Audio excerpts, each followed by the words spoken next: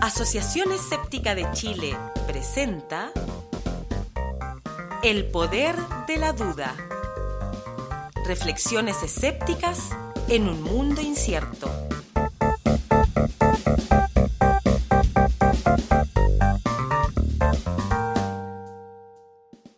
¿Qué tal? ¿Cómo están? Bienvenidos a un nuevo episodio del Poder de la Duda, el número 10, si es que no me equivoco, así es que felicidades por eso, equipo. Estamos grabando desde Santiago, en una calurosa tarde de verano de 2018, y en este episodio hablaremos de nuevas tecnologías de la información y sistemas de salud. ¿Qué es lo que viene? Por el transformador que pueden tener estas nuevas tecnologías y problemas que a lo mejor podrían venir asociados a estas, tema que nos interesó en nuestro incesante interés en la divulgación científica de las tecnologías, ¿no es cierto? Y para esto contamos con un invitado de lujo que vamos a exprimir acá, vamos a estrujar, que es Camilo Erazo. Camilo es gerente general del Centro Nacional en Sistemas de Información en Salud y ha sido además asesor de políticas públicas para el Ministerio de Salud y también para la Organización Panamericana de Salud, entre otros varios roles y cargos que ha tenido y que después nos puede contar un poco más. Hola Camilo, bienvenido, gracias por estar con nosotros. Hola, muchísimas gracias por la invitación. Espero que tengamos ahí una conversa muy entretenida sobre el tema de los sistemas de información en salud. Y tenemos hoy también un par de otros panelistas estables ya del Poder de la Duda, miembros de la Asociación Escéptica de Chile, que son Claudio y Luis. Hola muchachos. Hola. Hola, ¿qué tal? Importante mencionar que Claudio, además de ser licenciado en medicina, ha estado explorando en el último tiempo tecnologías de información asociadas a salud y algún emprendimiento en el mundo de la salud. Así es que tiene una perspectiva idónea para entrevistar a nuestro invitado. Luis, además, ingeniero informático, experto en seguridad informática. Así es que va a ser el que está a cargo de hacer las preguntas difíciles y poner en aprietos a nuestro invitado de hoy. Si no transpira, Luis no vuelve a este programa. ¿No es cierto, Luis? Haremos lo posible. Eso. Y sin mayor dilación, y antes de entrar en temas más específicos y complejos y fascinantes como interoperabilidad, blockchain y salud, inteligencia artificial y otros que puedan surgir, ¿por qué no nos cuentas un poco más sobre ti, Camilo, sobre tu trayectoria? Sabemos que eres médico cirujano, especialista en psiquiatría, pero que en algún momento decidiste alejarte del camino de la clínica para dedicarte a esto de las tecnologías de la información en salud. ¿Qué fue lo que te entusiasmó de estas? ¿Qué futuro les ves? ¿Qué potencial les ves? Bueno, de hecho, si bien yo me formé en psiquiatría y trabajé como psiquiatra en consulta, en COSAM, en el servicio de urgencia del hospital psiquiátrico, finalmente no me gradué como especialista. Y en su momento, y eso fue porque yo siempre había tenido un interés por el tema de salud pública y tuve la oportunidad de hacer un posgrado en ese momento se llamaba Gestión para la Globalización, pero es un MBA con una orientación global.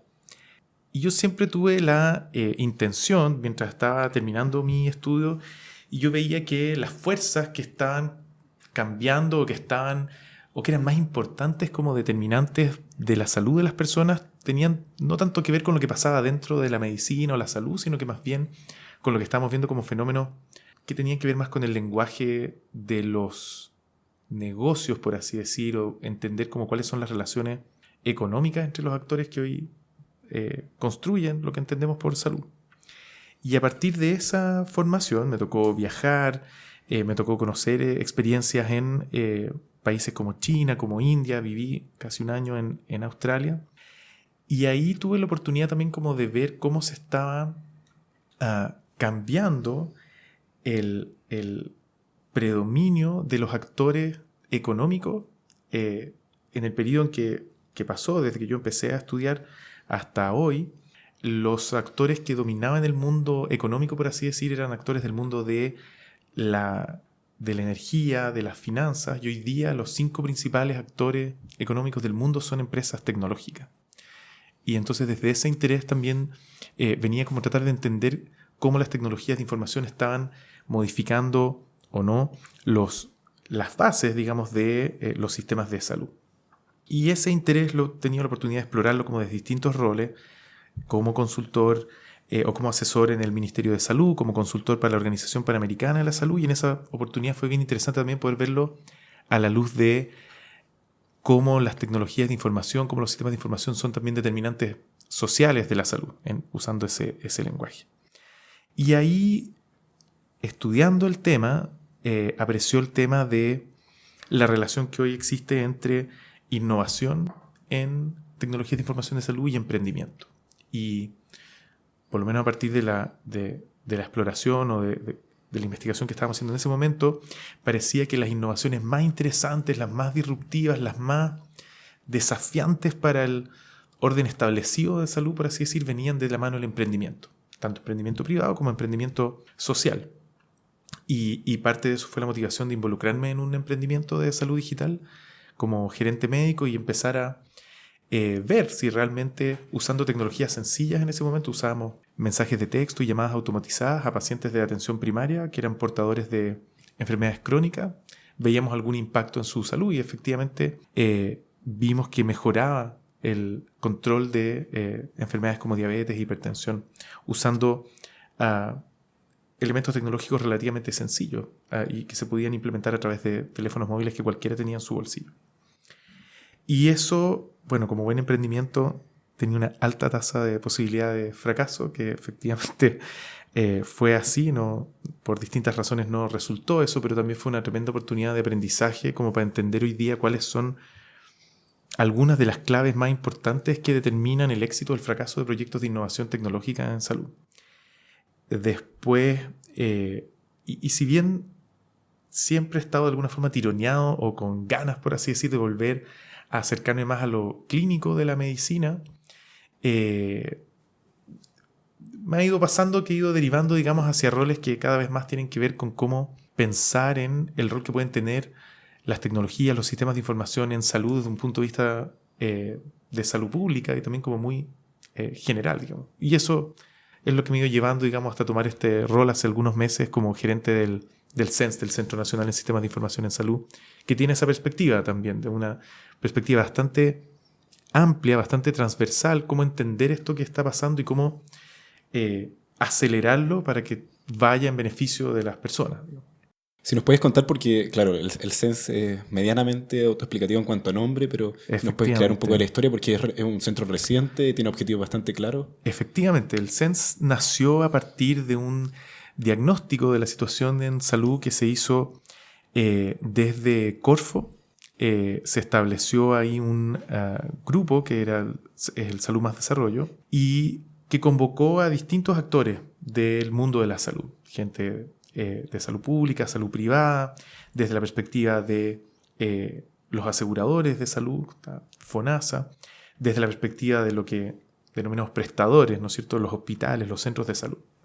Y ahí se identificaron varias brechas que son los que hoy existen en nuestro país y que determinan que hoy no haya una penetración, no haya una sofisticación tecnológica tan alta en salud como podríamos esperar. Y tiene que ver con que si quisiéramos o si la visión es tener un sistema de salud que está verdaderamente conectado, que está de verdad funcionando como red, faltan muchos elementos para poder considerar que existe esto que llamamos interoperabilidad, ¿no? Que es la capacidad de los sistemas de información para compartir, para transmitir la información de un sistema a otro de tal manera que siga siendo utilizable, entendible por otro sistema, por otra organización, por lo tanto. Y en el caso de salud tiene que ver con permitir que un paciente pueda transitar por esta red de actores en forma fluida y que pueda recibir la atención que necesita y eventualmente incluso poder considerar también cómo esta red es capaz de apoyar a las personas o distintas poblaciones a través de acciones preventivas o de promoción de salud. Y para que exista interoperabilidad, lo que vemos es que faltan mayor conocimiento en las personas que hoy están dedicadas a esto. Y una parte importante, por lo tanto, del CENS es fomentar el aprendizaje, fomentar el conocimiento de las tecnologías, de las habilidades que se requieren para poder implementar sistemas de información que interoperen. Por otro lado, también se reconoció como una carencia importante en Chile que los sistemas de información habitualmente no cumplen con un requisito explícito de elementos de calidad, los llamamos, y que tienen que ver tanto con requisitos funcionales que se dominan, que cuán bien hacen su pega los sistemas de información en salud como registro, como ficha, como sistemas de apoyo al trabajo de las personas que trabajan en salud, pero también ciertos requisitos no funcionales que se llaman, ¿no? Como seguridad, que es un tema muy de mucha importancia y que ha sido muy relevado, sobre todo en los últimos años, así como usabilidad o otros elementos de los sistemas de información que vemos que también obstaculizan un uso más productivo por parte de la gente que trabaja en salud. Eso es el ámbito de calidad, capital humano, interoperabilidad, y además esperamos poder convertirnos en una fuente de información de alta calidad respecto a macro tendencias y a conocimiento de qué es lo que está ocurriendo en el resto del mundo respecto a estos temas, ¿no? Cómo otros países, cómo otros sistemas están aplicando estándares, están aplicando formas bien estructuradas de compartir información para poder resolver los problemas que tienen los sistemas de salud hoy día.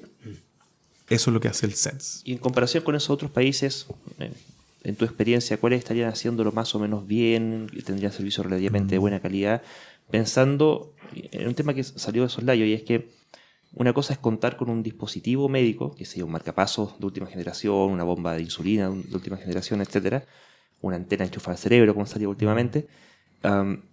Pero tras eso hay toda una infraestructura social de profesionales de la salud, coordinación con gobiernos, con agencias, en la cual se desenvuelve este paciente que usa este tipo de dispositivos, ¿cierto? Entonces, más que preguntarte acerca de cuál es el marcapasos más espectacular que conoces, quisiera saber, según tu experiencia, en qué país tienen como mejor hecha o mejor resuelta esta integración y cuál es su contraste con Chile.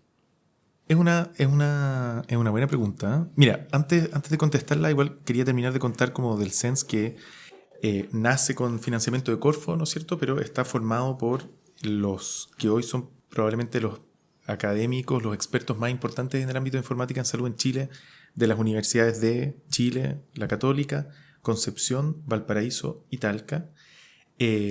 Y estamos en un momento de transición de constituirnos una corporación sin fines de lucro, en cuyo directorio participa también no solamente las universidades, sino también esperamos actores tanto del mundo público como del mundo privado, para poder tener esta transversalidad que requiere tener esta mirada.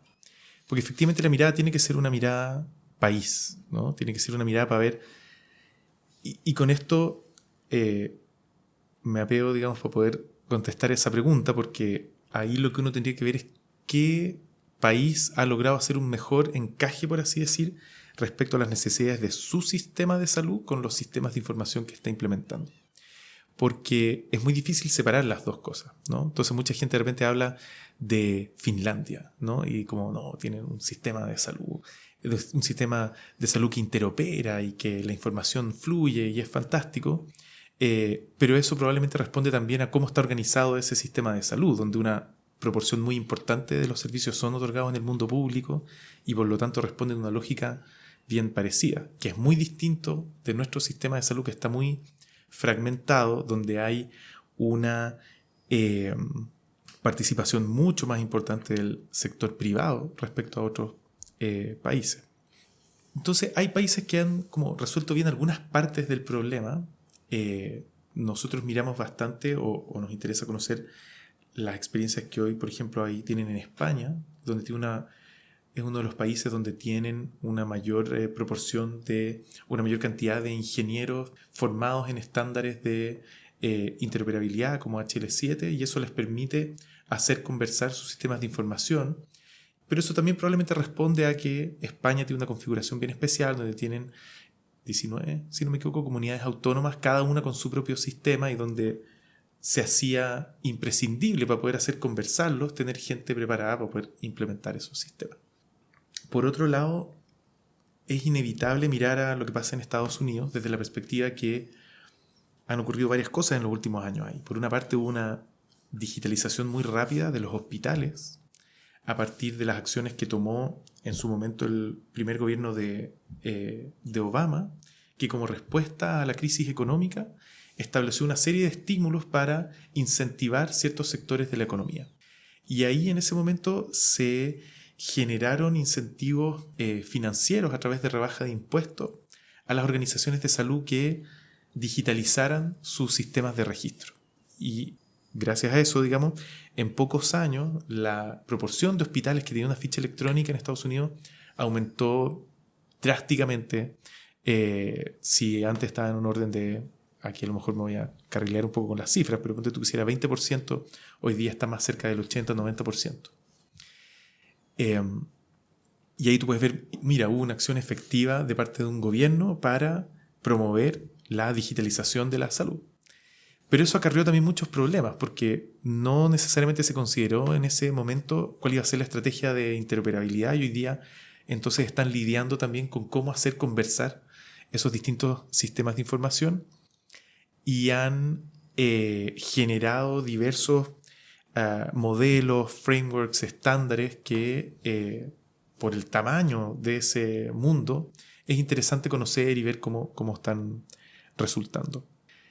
Y por otro lado también es súper interesante conocer la experiencia que ha tenido Europa en este sentido, que además de los esfuerzos que ha hecho cada país para digitalizar y aprovechar la información que tienen digitalizada en cada sistema, han sido capaces de establecer ciertos marcos mínimos de colaboración entre países para poder hacer interoperable algunas partes de la información de salud de un paciente. Entonces hoy día hay ciertos pacientes que bajo ciertas condiciones y para ciertas condiciones y necesidades, cuando tienen un problema de salud, pueden recibir atención aunque estén en España o en Francia o en otro país. Entonces ese tipo de estrategias e iniciativas es importante conocerlas para ver cuáles son las más apropiadas para adoptar nosotros. Y ahí yo te diría que estamos en una situación bien particular, porque hay un concepto, ¿no es cierto?, que se llama leapfrogging, que es cuando alguien tiene la oportunidad de saltarse una etapa de desarrollo tecnológico. Por ejemplo, en África, la telefonía o la penetración de la telefonía fue fundamentalmente móvil. Hay países, ciudades, que nunca pasaron por una etapa de telefonía por cable, digamos, ¿no? Y eso también es importante entenderlo, que uno tiene que pensar cuál es la mejor estrategia para el momento en que está un país en particular.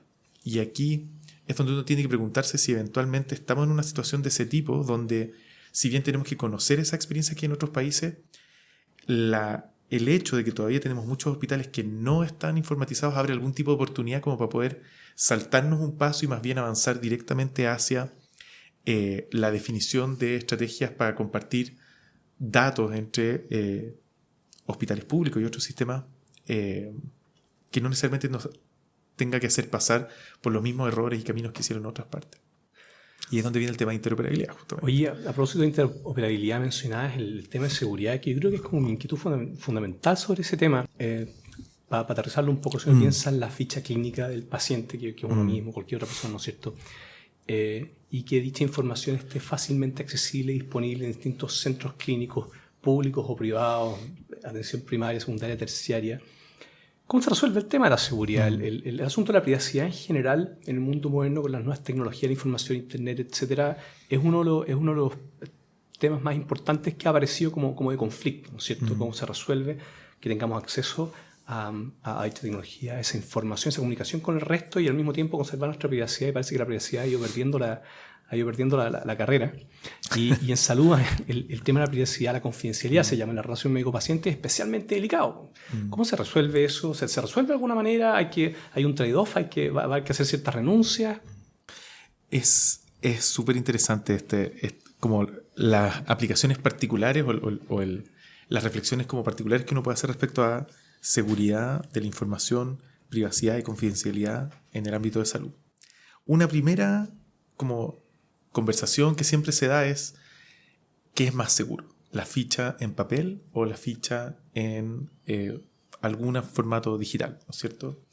Y ahí, por supuesto, hay uno puede decir pros y contras, pero la expectativa así, masiva, diría yo, hoy día es que esa información esté en algún tipo de formato digital. Respecto a eso, la gente dice: mira, ¿qué es más seguro? Que tengas una ficha de papel que anda dando vuelta en un carrito o debajo del brazo de una estafeta en un hospital o una clínica, o algo que tiene un soporte digital y cuyo disponibilidad, integridad, acceso se puede medir también a través de distintas estrategias y que puede protegerse a través de formas que están establecidas, digamos, desde la experiencia en otras industrias. Tuvimos esta conversación la semana pasada con un grupo de clínicos fundamentalmente, profesionales de salud, con los que comentábamos cómo lidian con el tema de seguridad cuando tienen ficha electrónica. Y decían que hay que pensar en la seguridad no como una propiedad de los sistemas de información solamente, sino también como algo que es parte de una cultura de una organización. Y decían que tenían grandes problemas en cómo evitar que las personas, por ejemplo, se compartan sus claves de acceso o que accedan porque cuando una persona en general tú le entregas acceso para ver a todos los pacientes que están siendo atendidos en ese momento en una institución, lo típico que pasa es cuando llega alguien famoso, llega alguien que tiene algún caso como de alta connotación, se genera un incentivo para que cualquier persona que está trabajando ahí quiera ir a ver esa ficha. Y el tema ahí probablemente no está en tratar de, a través de algún sistema de información, como reducir el acceso, porque eso sería una barrera como para que la gente pueda hacer su trabajo, sino más bien establecer ciertos criterios, normativas y básicamente sanciones a las personas que sin necesitarlo accedan a esa información. Tenerlo informatizado te asegura que, o por lo menos te da una alternativa para poder saber quién accedió a qué información. Cuando las fichas estaban en papel, tú no sabes si alguien, aprovechando el turno, se consiguió la copia de la llave, se metió a la bodega, sacó una ficha, la fotocopió. La otra cosa que pasa con las fichas de papel es que se pueden modificar, se pueden hacer desaparecer, y eso hoy día entendemos que hay estrategias que con registro electrónico se puede prevenir. Y ahí yo diría como una otra conversa, digamos, que está pasando es si el mundo de la salud necesita estrategias de ciberseguridad que son específicas para salud o si más bien lo que falta es crear conciencia, conocimiento, cultura en el mundo de la salud, de incorporar los temas de ciberseguridad a través de normas, a través de capacitaciones que sean específicas para ese tema. Una diferencia interesante de hacer en la pregunta que tú hacías, Roberto, es que, claro, hay un tema que es la seguridad o el acceso, quién va a tener acceso a esta información, pero otro tema es, me refiero a acceso no autorizado. Y otro tema es que, claro, quién va a tener el acceso libremente y de forma legítima. Tú planteas todo esto de la privacidad que le hemos perdiendo, incluso con cosas cotidianas como las redes sociales, Facebook, etc. Instagram, que la gente tiene su perfil abierto, sube la foto, la historia de lo que está haciendo en ese momento. Todo eso va guardando registro, y no solo para el que lo pueda ver en ese momento, sino que también registro centralizado en las empresas que controlan estos sistemas informáticos. Claro, pero esa es una de las discusiones que habría que tener en salud. O sea, como si lo hacemos un sistema interoperable, ¿quiénes podrían tener acceso a esa información? No solo estamos hablando de accesos ilegales, sino que desde cualquier centro de atención, aunque yo no haya ido a ese centro a atenderme, soy yo el que tengo que compartir esa información. En ese caso, ¿qué pasaría en un problema de urgencia? Donde llega a un hospital un paciente inconsciente y alguien tiene que acceder a esa ficha clínica porque tiene información importante. Entonces son discusiones bien complejas y que varían mucho dependiendo de la aproximación. Ahora, yo creo que claramente la evolución que hemos tenido de las fichas en papel clásicas que se usaron hasta hace no mucho tiempo atrás en la mayoría de hospitales en Chile, a este sistema digital ha sido por temas prácticos, por temas de la utilidad de hacer investigación sobre eso, de sacar indicadores que permitan hacer mejoras continuas al sistema, más allá que la seguridad, porque en el fondo yo dudo sinceramente de los niveles de seguridad que tengamos actualmente para resguardar esa información, sabiendo que además todo sistema informático tiene un nivel de vulnerabilidad persistente. Ahí una de las formas de abordar este tema también es un poco preguntarse, bueno, ¿cómo ven este tema los pacientes? ¿Cómo ven las personas este tema? Y ahí hay distintas encuestas que se han hecho y probablemente no las podría referenciar apropiadamente ahora, pero de las cosas que me acuerdo que me han llamado la atención es que cuando tú les preguntas a las personas qué esperan ellos, qué expectativas tienen de la disponibilidad de su información de salud, ellos dicen, obviamente, me gustaría que esta información estuviera disponible para cuando a mí me pase algo, si me pasa una urgencia o me tienen que atender en otro lado, que el doctor al otro lado la pueda ver. Entonces, habría como una cierta predisposición o prioridad para las personas decir, no, me importa más el acceso que la privacidad. Es muy dinámico en relación a la situación, efectivamente, como decías tú, Claudio. Y por otro lado le preguntan también a las personas, ha habido encuestas que les preguntan específicamente a quién le daría usted acceso a esta información. Entonces le preguntan a las personas, ¿usted estaría dispuesto a que su información de salud fuera compartida en forma anónima para alimentar registros o bases de datos destinados a hacer investigación científica? Mucha gente dice que sí, más de la mitad. Tú le preguntas, ¿usted estaría dispuesto a darle esta información a Google o a Apple para que pudieran entregarle mejores servicios, productos, recomendaciones? Y claro, ahí baja la cantidad de gente que dice que sí. ¿Usted le daría su información al gobierno? Baja todavía más. ¿Usted le daría esta información la dejaría libre totalmente para que cualquiera la pudiera ver? Y obviamente ahí para baja que un mucho las banco personas. decida si te da o no te da un crédito. Efectivamente. Entonces, Te da delicado. y ahí es Sobre que donde, tienen acceso y a por ejemplo, ahí tú información mencionaste el tema, ese tema es muy interesante, que es reconocer el hecho de que la información de salud te puede afectar profundamente en forma negativa si queda disponible para ciertos actores que pueden hacer un uso malicioso en algunos casos o claramente perjudicial para ti, ¿no? Y ahí es lo que uno se tiene que pensar, bueno, ¿dónde está el problema raíz ahí? El problema de raíz es que tenemos un sistema donde efectivamente hay un incentivo para los actores que financian la salud para tratar de descremar, como se llama, y quedarse con las personas más sanas. A lo mejor el problema de base es ese, no es el problema del acceso a la información. Y por ejemplo, hay una experiencia muy interesante que se ha hecho en distintos países, pero que se ha evaluado por lo menos en algunas partes de Estados Unidos, que se llama Open Notes, y que tiene que ver con entregarle al paciente acceso irrestricto a su ficha electrónica con el mismo nivel de acceso que tendría su doctor. Y fue interesante también como ver qué es lo que pasaba cuando tú les das acceso a los pacientes a su ficha. Y por supuesto, los doctores y el equipo investigador se preparó. Cualquier cantidad de resistencia. Pero por supuesto, y se esperaban que iba a pasar, pero lo más terrible, que se iban a ser bombardeados por críticas, que iban a judicializarse los casos. Y la verdad es que lo que pasó es que tampoco hubo tantos pacientes que se quisieran meter a ver su información, como que decían, no, mira, yo confío, digamos, en mi doctor y que él está haciendo lo mejor para mí, no veo la necesidad. De las personas que se metieron a usar y ver su información, la mayoría lo aprovechó para revisar información, hacer comentarios, hacer modificaciones que a veces pudieron ser importantes, como diciendo, no, mire, yo no dije eso exactamente, a mí lo que me pasa es esto. Y que permitieron un cambio más bien positivo en la evolución de esos pacientes. Y si bien no hubo tanto uso, sí aumentó la satisfacción de las personas con esas instituciones. Y ahí yo creo que ese es un eje súper interesante como para enfocar los proyectos de ciberseguridad, digamos, no tratar de partir como desde la premisa de decir tengo que hacer segura esta información como sea, sino más bien preguntar y trabajar con los pacientes para entender y con las personas que van a aportar su información de salud para ver cuáles son sus expectativas, sus necesidades, qué es lo que para ellos sería satisfactorio y aceptable, ¿no? Antes de implementar cualquier estrategia de ciberseguridad de información de salud.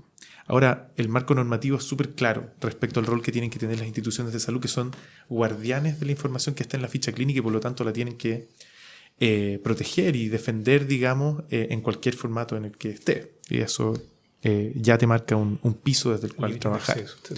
Bueno, es que ahí justamente hay varias inquietudes que como que se van respondiendo solas en la medida que uno vaya averiguando, bueno, qué dicen en efecto la norma.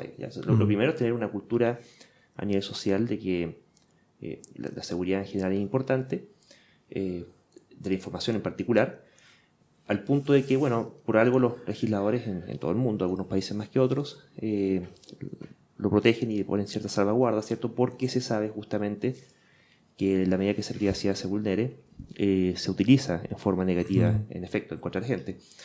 Y se crea primero un marco normativo, unas leyes, que dicen, bueno, definen qué es lo que es un dato privado, los datos personales, y los categorizan, ¿cierto? Están los datos personales así nomás, y los que son de información privada sensible, ¿cierto? Tal cual.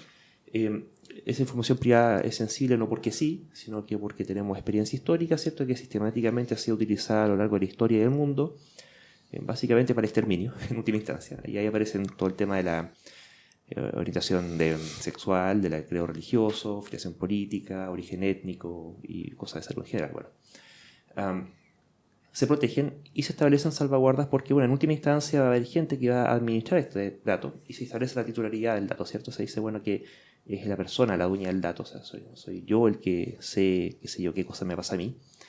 Y hay agentes que van a administrar registro informático en este caso, pero podría ser en papel, da lo mismo. O sea, mucha parte, prácticamente todo lo que has dicho en realidad es prácticamente independiente si estamos hablando de si es ficha electrónica o ficha de papel, ¿ya? El tema de que si la ficha de papel se puede perder, bueno, son los archivos digitales también puede pasar. O sea, aquí no se le ha perdido un archivo, ¿cierto? Y se soluciona básicamente de la misma forma. Tenéis 2 fichas copiadas en distintas partes, ¿cierto? Si tú quieres saber quién tuvo acceso a una ficha, y decías que en el caso de papel uno no sabe, ¿no? Sí se sabe. Y en el caso, por ejemplo, de la policía, cuando alguien va a acceder al repositorio de evidencias, tienen una bitácora, ¿cierto? Donde registran quién y hay un personaje que te vigila. Hay mecanismos para hacer ese tipo de controles.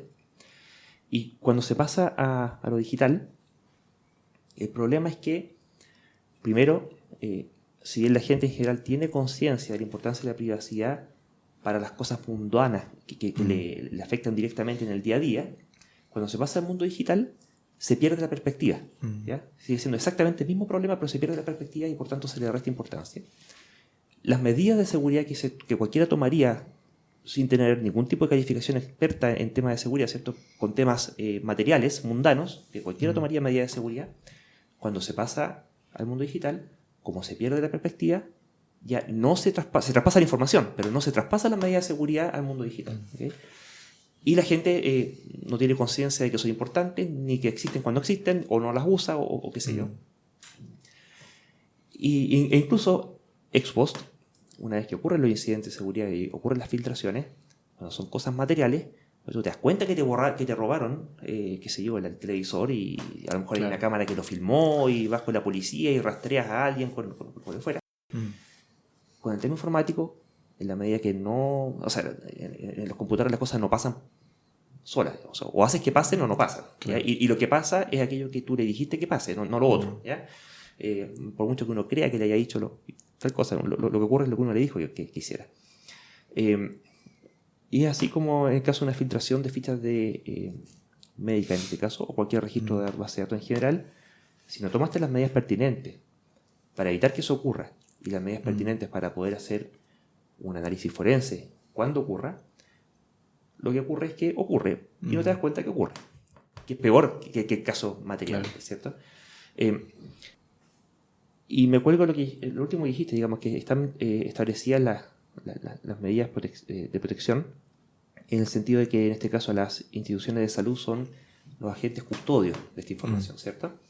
Y ellos pueden eventualmente sacarlo en el papel, eventualmente toman las medidas que tienen que tomar en cuestiones físicas, tienen un guardia para que no entre alguien, pero cuando uno ve los sistemas informáticos de las instituciones de salud, de los dispositivos de salud, ¿ya? Bueno, en otro escenario más grande, a nivel de ciudad, a nivel de sistema de producción energético, como le gusta decir a los periodistas en Chile, el escenario realmente dantesco. Blob, exige una explicación. Es un blob al hipercubo. ¿Ya? Entonces, el problema es que, claro, como no se toman las medidas de seguridad, la vulnerabilidad y la exposición de los pacientes está. La aprehensión que debería quedarle a los médicos que están preocupados por la privacidad de la información de la salud de sus pacientes es que en la medida que están tratando con sus pacientes por medios electrónicos, eso es una coyuntura del caso. Ustedes siguen siendo los responsables de que se mantenga la privacidad de la información de los pacientes. Claro. Y si están usando medios electrónicos, hay una falsa confianza de que esa privacidad se está preservando. Claro. Basta con que hablen con cualquier informático que trabaje en servicios de salud, en las aseguradoras, en la ISAPRE, y no es raro que ellos tengan la base de datos de todos los pacientes en su pendrive, y las de su ISAPRE y por mercado de las zapatillas, ¿cierto? De todo el mundo, en realidad, de todo Chile. Oye, permítame que cambie el tema para que aprovechemos el invitado en el corto tiempo que tenemos, sin prejuicio que podamos volver sobre esto. ¿Ah? ¿Qué opinión te merece esta nueva iniciativa de inteligencia artificial y cómo esta tecnología podría tener un impacto en el sistema de salud? Creo que todos hemos oído hablar del famoso Watson, que creo que es como la vedette, que no sé si de Amazon o de quién es, pero IBM. es un sistema experto, creo, ¿no? Bueno, ustedes saben más que yo de eso, pero yo no sé si es el mismo programa o son otros. He escuchado maravillas de un aparato que es capaz de realizar montones de ensayos clínicos y tomar decisiones. Este es un buen caso para ser escéptico. Ok. Mira, bueno, a mí me han pelado porque aparecía ahí cuando me preguntaban, porque me preguntaron así, bueno, pero ¿y cuáles crees tú que son los temas que van a dominar la conversación? Entonces, claro, dije, no, mira, estando a todo el mundo vuelto loco este año con inteligencia artificial y con blockchain. Y efectivamente aparecía ahí diciendo que no es necesariamente que yo esté de acuerdo, pero son como dos temas sobre los cuales hay mucho interés por el potencial que pueden tener en salud. Y de alguna manera está amarrado al tema de seguridad desde el siguiente sentido, porque si bien las estrategias de seguridad pueden ser como homólogas cuando estamos en papel o estamos en electrónico, la gracia que tiene que los registros estén electrónicos es que lo que tú sí puedes hacer es usar esa información para lo que se llaman los usos secundarios, ¿no? O sea, como usos que no son para los que se había conseguido ese dato y que en el mundo de salud tiene mucho atractivo por la posibilidad de hacer investigación que de otra manera sería imposible hacer. Entonces, la situación a la que hoy estamos enfrentados desde el punto de vista de datos es que han explotado, digamos, en cantidad, en diversidad, los datos que hoy hay sobre las personas y que tienen impacto en salud. Están los datos clínicos que tradicionalmente se registran en una ficha clínica, pero además hoy día esos datos se pueden analizar en conjunto con los datos como de las plataformas administrativas o de gestión. Está apareciendo cada vez más datos del genoma o datos de dimensiones biológicas que antes sencillamente no registrábamos.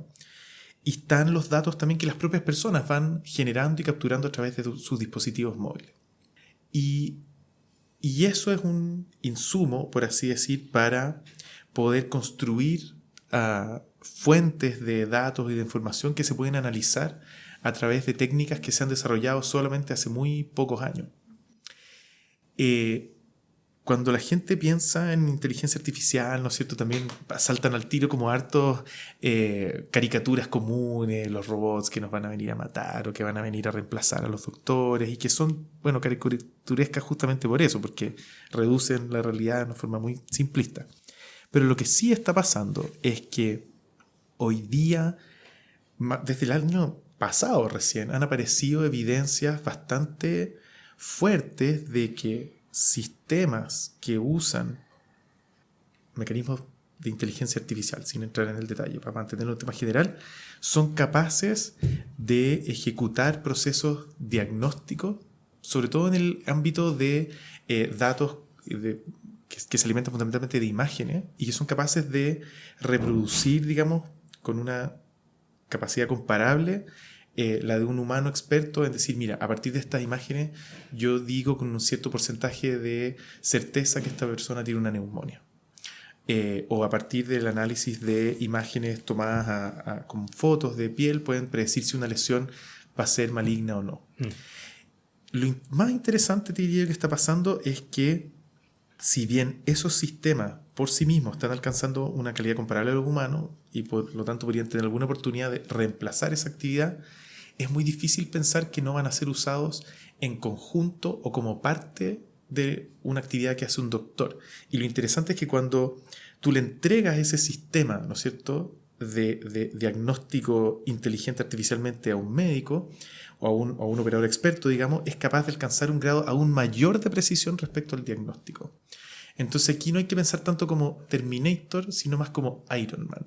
O pensar en que eventualmente hay un escenario que sí suena más futurista, pero que no es tan loco hoy día pensar de que los doctores van a tener herramientas que les permiten aumentar sus capacidades para hacer determinados diagnósticos, hacer determinadas determinaciones que pueden ser mucho más precisas usando estos sistemas. Por otro lado, ¿ustedes usan el Waze para manejar o no? Sí. Es como... está toda esta lógica de los asistentes inteligentes, ¿no es cierto? A mí por lo menos hoy día me pasa que ya no voy ni a la esquina sin el Waze. Y no es porque no sepa llegar, sino porque de repente te entrega información útil, si hay un accidente, si hay taco, si está cortada la calle por alguna razón. uno igual se puede imaginar que no es tan loco pensar en el trabajo de los profesionales y trabajadores de la salud apoyado por asistentes inteligentes para ciertas tareas específicas, pero obviamente no para hacer todo lo que hace un doctor. Ahora, para que los sistemas de inteligencia artificial puedan aprender, requieren aprender a partir de volúmenes de información muy grandes y donde es muy importante que la calidad de esos datos sea buena. Claro. Y ahí es donde se produce la mayor brecha, porque hoy día, como estábamos conversando, hay muchos datos que sencillamente no están disponibles. O sea, no hay ni una oportunidad de que un sistema aprenda si no hay ficha electrónica, no hay nada que hacer ahí. Y por otra parte, también tenemos una brecha muy importante en el tema de calidad de los datos. Porque lo que pasa también, y aquí hay un elemento de usabilidad importante en los registros electrónicos, las fichas electrónicas, que los médicos se enfrentan a interfaces o a sistemas que tienen una usabilidad muy pobre y por lo tanto terminan haciendo clic, clic, clic, clic en cualquier caja solamente para terminar de rellenar y poder seguir avanzando con su trabajo. Y ahí está lo bonito de pensar como bien integralmente en los sistemas de información en salud, porque no se pueden separar los temas de alguna forma, ¿no? Tenemos que pensar en sistemas de información que cumplan con un alto estándar de seguridad y de privacidad para las personas y que tengan desde la perspectiva del médico, que es el que en general alimenta estos sistemas de la información más rica desde el punto de vista clínico, por supuesto, junto con la del paciente, los exámenes de laboratorio y otras fuentes más objetivas, si tú quieres, y hacerlo de una forma que para el doctor sea incluso algo agradable interactuar con ese sistema y completar esa información para que tenga la calidad suficiente para que una vez agregada también te permita aprender de ella. Entonces es un trabajo que ocurre a distintos niveles y requiere también como pensar, digamos, como desde distintos lados en el tema de sistemas de información en salud para realmente poder avanzar hacia eso que tiene un potencial gigante, ¿no? El tema de inteligencia artificial. Pero ahí es donde, como decía, vale mucho la pena abordarlo como desde una perspectiva escéptica, digamos, y ahí comparto totalmente la perspectiva o la necesidad de ser muy cuidadoso. Efectivamente, tú mencionaste ahí a una empresa que uno podría tener una apreciación que hizo una apuesta muy inicial, que hoy día parece más prematura desde la perspectiva de que no han logrado los resultados que en algún momento se prometieron, digamos. Hablan de tener al doctor en tu bolsillo, en tu celular.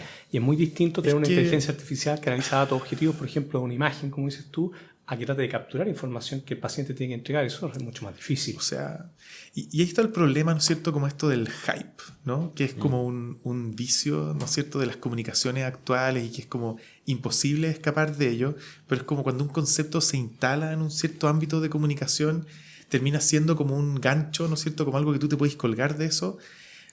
Y yo creo que a todos nos pasa que termináis tirando, ¿no es cierto?, estos conceptos, pero lo importante, digamos, es como que haya el espacio para poder después mirarlos como más profundamente y tratar de ir a realmente cuál es el potencial hoy día, digamos. Yo creo que hoy día en Chile estamos todavía lejos de poder ver instancias así donde así muy significativamente alteren en los flujos de trabajo o las características de los sistemas de salud a través de inteligencia artificial, pero estás viendo algunas cosas interesantes, ¿eh? Hay gente que está haciendo cosas con diagnóstico de retinopatía diabética a través del análisis de imágenes de fondo de ojo.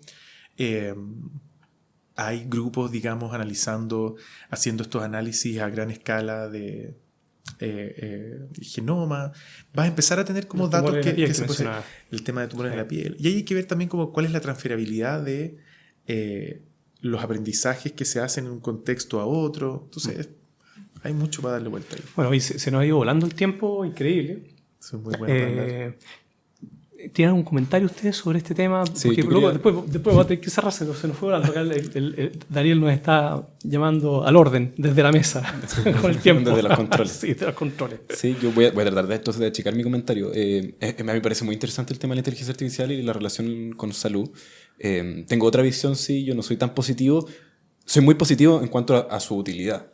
Ahora, no soy tan positivo en cuanto, y sobre todo yo que vengo de la medicina y me estoy trasladando a la tecnología, no es casualidad, es que sí veo que el pensamiento que hace un médico, un pensamiento probabilístico de alguna manera, eso puede ser mucho mejor hecho por una máquina. Eventualmente ya se hacen cosas muy, muy, muy interesantes ahora. Como dice Camilo, es verdad que tenemos un gran problema que es de la captura de información. Yo creo que comunicacionalmente es muy bueno por la resistencia per se que tiene el gremio médico de introducir tecnología.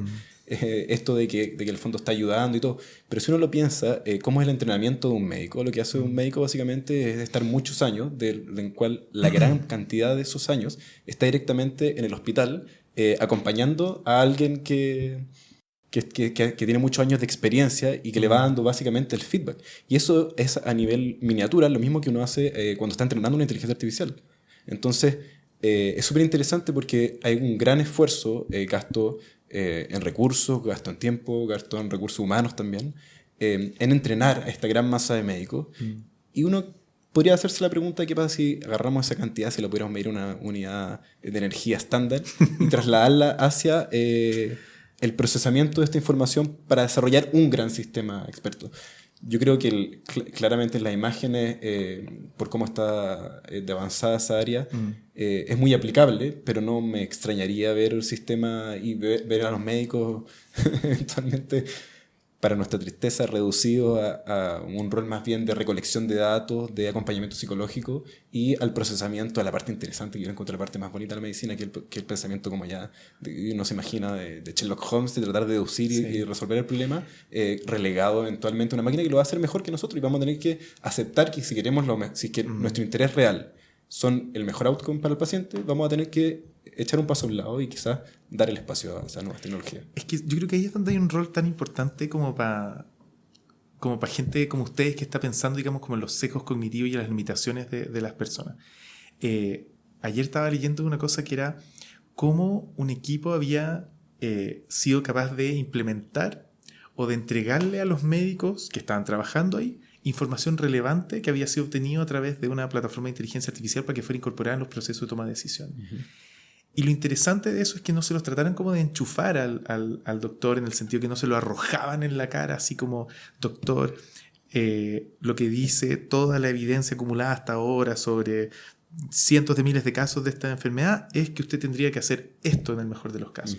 Sino que lo presentaban de una forma que eso iba como un dato anidado en una presentación bastante estándar de casos clínicos que se discutía en una instancia de conjunto de los doctores. Entonces ahí es muy interesante también ver cómo se vencen esas resistencias o esos sesgos y limitaciones que todos tenemos a través de entenderlos, ¿no es cierto? Y de poder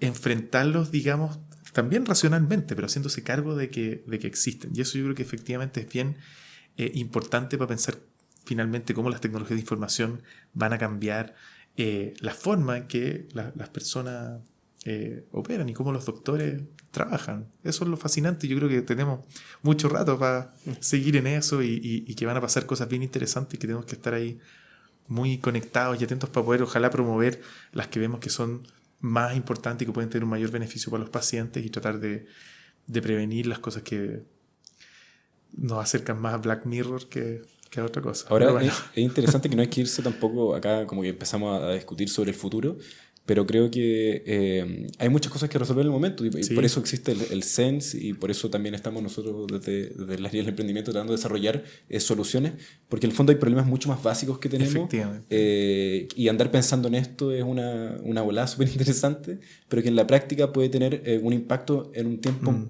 mucho mayor cuando hay mucha gente que necesita esas soluciones ahora. Bueno, solamente para cerrar, justamente porque están ahora dedicados a temas que son más inmediatos, es este el momento en el cual los lineamientos de seguridad tienen que ser definidos para que todo se vaya haciendo en consonancia con ello, porque cuando ya esté todo andando y sea todavía más complejo, ese va a ser justo el momento en el cual no van a poder hacerlo. Sí, sí, no, claro. Tiene que estar desde el principio esa consideración, si no estamos... Y bien, vamos a quedar hasta acá en este programa, el blockchain, que seguramente era de esas cosas menos importantes y futuristas que me interesan algunas más. Va a tener que quedar para otra oportunidad. con todo ese hype que decía Camilo. Muchas gracias a todos por estar acá. Camilo, nuestro invitado, y nos veremos en un futuro nuevo episodio de El Poder de la Duda. Muchas gracias por la invitación, pues. Gracias a todos, que estén bien. Gracias, chao.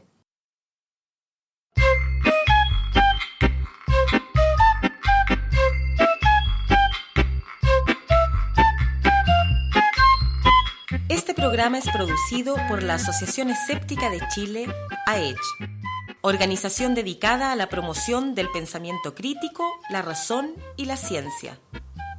Puedes visitarnos en nuestro sitio web www.aech.cl y encontrarnos en las redes sociales Facebook y Twitter. La música utilizada en este programa está bajo licencia Creative Commons. Los reconocimientos a los respectivos autores se encuentran en la página de publicación de este episodio.